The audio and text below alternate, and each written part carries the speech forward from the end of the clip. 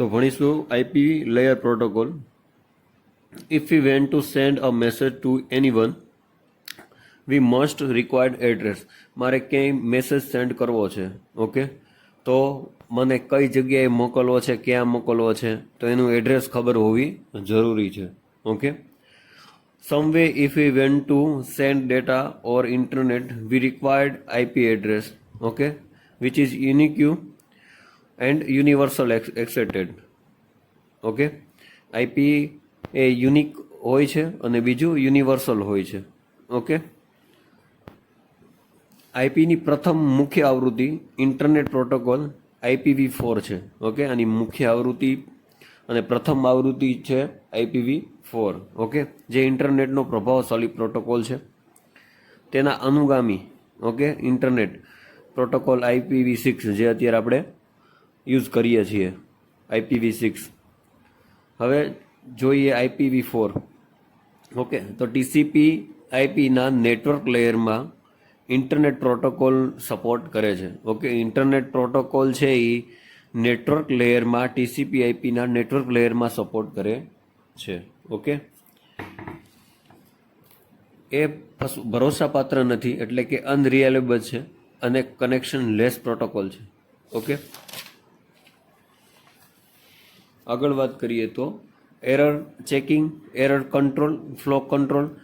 IP આ કોઈ વસ્તુ પ્રોવાઈડ કરતું નથી. તેનો યુઝ માત્ર એરર ડિટેક્શન મિકેનિઝમમાં થાય છે અને ડિસ્કાર્ડ કરપ્ટેડ પેકેટમાં થાય છે આનો ઉપયોગ, ઓકે. આજે તમે IPv4નો ડાયાગ્રામ તમે જોવો છો, ઓકે. એમાં 32 બીટનું હોય છે આઈપી એડ્રેસ, ઓકે, 32 બીટ્સ. તો જો વર્ઝન 4 બીટ, હીડર છે 4 બીટ, સર્વિસ 4 બીટ, 8 બીટ, અને ટોટલ લેન્થ જે એની છે એ 16 બીટ, એટલે ટોટલ 32 બીટનું હોય છે, ઓકે. આમાં જોઈએ તો આઈડેન્ટિફિકેશન 16 બીટ, ફ્લેગ 3 બીટ્સ અને ફ્રેગમેન્ટેશન ઓફસેટ 13 બીટ્સ, ઓકે, એટલે એ 32 બીટ, બરાબર. આ બધા એક એક ફંક્શન આપણે જોશું, ઓકે. પછી છે time to live protocol, header checksum છે, ઓકે. અને પછી છે સોર્સ ટુ એડ્રેસ એ 32 bits, destination to address, okay, અને લાસ્ટ છે ઓપ્શન, ઓકે. આ હતું ડાયાગ્રામ. જો તમને IPv4 પૂછાય, ઓકે, તો તમારે ડાયાગ્રામ ડ્રો કરીને એક એક વસ્તુ, એક એક ફંક્શન તમારે સમજાવવાના રહેશે, ઓકે. હવે datagram consist 2 parts, okay, header and data, okay. IPv4ની ટોટલ લેન્થ કેટલી, તો કે 32 બીટ્સ, ઓકે. હવે જે હીડર જે છે હીડર, ઓકે, એની જો ટોટલ બાઇટની વાત કરું, ઓકે, તો એ 20 થી 65 અને 536 બાઇટ્સનું હોય, ઓકે.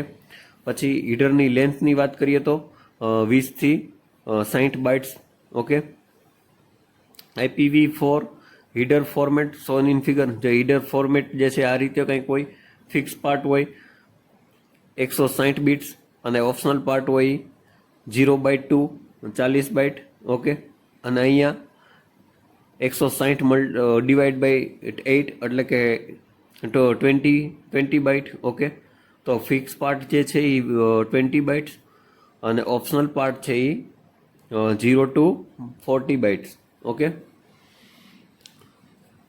વર્ઝનની વાત કરીએ, VER વર્ઝનની વાત કરીએ તો કરન્ટલી વર્ઝન છે આવૃત્તિ, કરન્ટલી વર્ઝન છે એ 4 છે, ઓકે. IPv4માં જે બાઇનરી વેલ્યુ એની શું હોય 0 1 0 0, ઓકે. 4નું શું થાય 0 1 0 0 એની બાઇનરી વેલ્યુ છે. કરન્ટલી આ વર્ઝન 4 છે, ઓકે.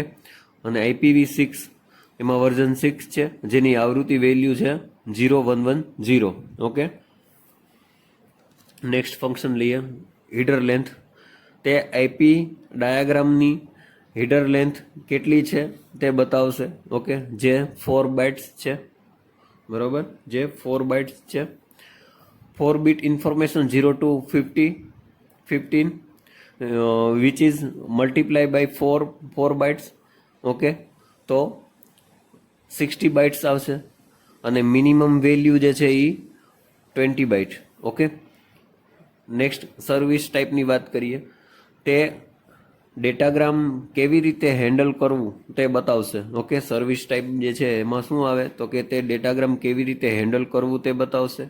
તે બિટ્સની એવી સર્વિસનો ઉલ્લેખ કરે છે જે સેન્ડર ઈચ્છે છે, જેમ કે રિએબિલિટી, ડિલે, લેવલ, થ્રો. ઓકે, આ બધું સેન્ડર ઈચ્છે છે તે રીતે ઉલ્લેખ કરે છે. ઓકે, હવે ટોટલ લેન્થની વાત કરીએ. ઓકે, ટોટલ લેન્થ, તો total length is equal to header length plus data length. Okay, એ જે છે એ 16 બિટ્સની છે, બરાબર, 16 બિટ્સ. વાત કરીએ આઈડેન્ટિફિકેશન, તો નેટવર્કની ફ્રેમની સાઇઝ સાથે મેચ થવા માટે જ્યારે અલગ અલગ નેટવર્ક માટે હોય ત્યારે ફ્રેગમેન્ટેશન કરવામાં આવે છે. ઓકે, દરેક ફ્રેગમેન્ટેશનમાં સિક્વન્સ નંબર હોય. હવે ઓકે, વાત કરીએ ફ્લેગ્સની, જે 3 બિટ્સનો છે. 1 બીટ છે એ reserved for future use. 2 bits છે એ ડુ નોટ ફ્રેગમેન્ટ બીટ. જો વેલ્યુ 1 હોય તો તેનું ફ્રેગમેન્ટેશન થઈ શકે નહીં, પરંતુ જો 0 હોય તો ફ્રેગમેન્ટેશન કરી શકાય છે. ઓકે, 1 હોય તો ફ્રેગમેન્ટેશન થઈ શકતું નથી, પરંતુ 0 હોય તો ફ્રેગમેન્ટેશન કરી શકાય છે. ઓકે, 3 બીટ તો કે મોર ફ્રેગમેન્ટ બીટ છે, બરોબર. જો 1 હોય તો ઘણા બધા ફ્રેગમેન્ટ થયેલા છે, અને જો 0 હોય તો છેલ્લું ફ્રેગમેન્ટેશન છે એમ કહી શકાય. ઓકે, હવે ફ્રેગમેન્ટેશન ઓફસેટ, તો તે ફ્રેગમેન્ટની પોઝિશન બતાવે છે. ઓકે, ફ્રેગમેન્ટેશન ઓફસેટમાં શું આવે તો કે ફ્રેગમેન્ટની પોઝિશન બતાવે છે. પછી ટાઈમ ટુ લાઈવ, તો નંબર ઓફ રાઉટર જે ડેટાગ્રામ દ્વારા વિઝિટ કરવા આવતા હોય ત્યારે તેમના વચ્ચે કંટ્રોલ રાખવાનો સમય છે. ઓકે, ટાઈમ ટુ લાઈવ શું છે તો કે નંબર ઓફ રાઉટર જે ડેટાગ્રામમાં વિઝિટ કરવા આવતા હોય, બરાબર, તો તેમના વચ્ચે કંટ્રોલ રાખવાનો સમય છે, બરાબર. હવે વાત કરીએ પ્રોટોકોલની, તે આઈપી લેયરની સર્વિસ જેવી કે ટીસીપી, યુડીપી, આઈસીએમપી, આઈજીએમપી યુઝ કરે છે. આ બધા શું હતા? પ્રોટોકોલ હતા, બરાબર. તો એ સર્વિસ યુઝ કરે છે. ઓકે, પછી હીડર સેક્શન, તો તે પેકેટના હીડર પાર્ટને ચેક કરશે જે 16 બીટનું છે. ઓકે, પછી સોર્સ એડ્રેસને લોજિકલ એડ્રેસિંગ પણ કહેવાય. ઓકે, તે 4 બાઇટ્સનું છે, એટલે કે 32 બિટ્સનું એડ્રેસ છે. ઓકે, સોર્સથી ડેસ્ટિનેશન સુધી ના પહોંચે. ઓકે, સોર્સથી ડેસ્ટિનેશન સુધી ના પહોંચે ત્યાં સુધી એડ્રેસ ચેન્જ નહીં થાય. ઓકે,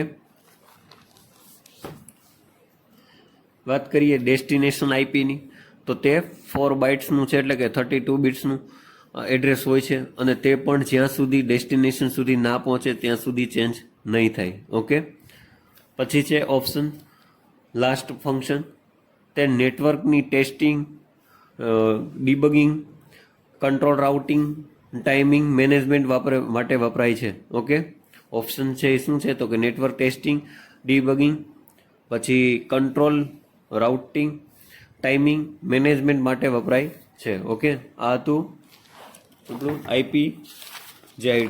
આઈપીવી4. ઓકે.